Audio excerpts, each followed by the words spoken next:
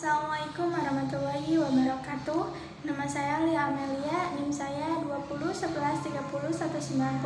Saya dari kelas HES3E. Baiklah, di sini saya akan menjawab pertanyaan UAS hukum pidana. Yang pertama, A. Sebutkan dan jelaskan macam-macam hukum pidana. Yang pertama ada hukum pidana material. Hukum pidana material itu mengatur ketentuan tentang perbuatan yang tidak boleh dilakukan, dilarang, serta diancam pidana bagi yang melanggarnya.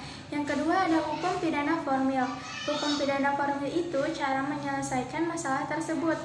Dan yang ketiga ada hukum pidana umum. Hukum pidana umum dibentuk untuk semua orang, sedangkan hukum pidana khusus dibentuk untuk orang-orang tertentu saja, contohnya seperti tentara dan lain-lain. B. Jelaskan tujuan hukum pidana berdasarkan ketiga teori. Yang pertama teori mutlak, yaitu pembalasan atau siksaan yang harus sepadan dengan kejahatannya. Yang kedua ada teori relatif. Teori relatif tujuan hukumannya yang bermanfaat. Dan yang terakhir ada teori gabungan. Teori gabungan itu bersikap plural karena menggabungkan prinsip relatif dan prinsip mutlak. Yang kedua, berdasarkan berlakunya hukum pidana menurut waktu terdapat asas legalitas. Pertanyaannya, kemukakan 3 prinsip dasar yang terkandung dalam asas legalitas. Yang pertama ada nulla poena sine lege, yaitu tiada pidana tanpa undang-undang. Yang kedua ada nulla poena sine crime, yaitu tiada pidana tanpa perbuatan pidana. Yang ketiga ada nullum crime sine poena legal, yaitu tiada perbuatan pidana tanpa undang-undang terlebih dahulu.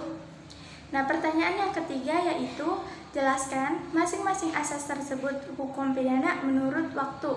Yang pertama ada asas teritorial, yaitu siapapun warga negara Indonesia atau warga negara asing di Indonesia.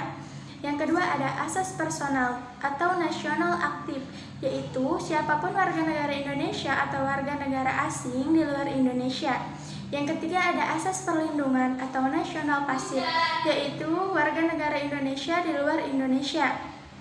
Yang terakhir ada asas universal, yaitu asas universal pada dasarnya bertujuan untuk menjaga kepentingan dunia atau internasional.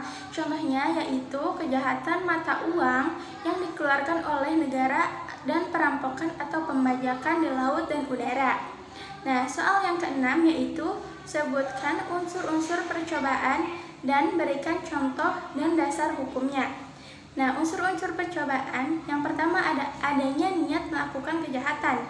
Yang kedua, adanya permulaan pelaksanaan. Dan yang ketiga, tidak selesai tujuan bukan karena keinginan sendiri. Dan adapun contohnya yaitu pencurian, dasar hukumnya yaitu terdapat pada pasal 362, 363, 364, dan 365 KUHP. Dan contoh yang lain seperti pembakaran rumah terdapat pada pasal 187 KUHP, dan pembunuhan dengan cara pemberian makanan yang beracun terdapat pada pasal 340 KUHP.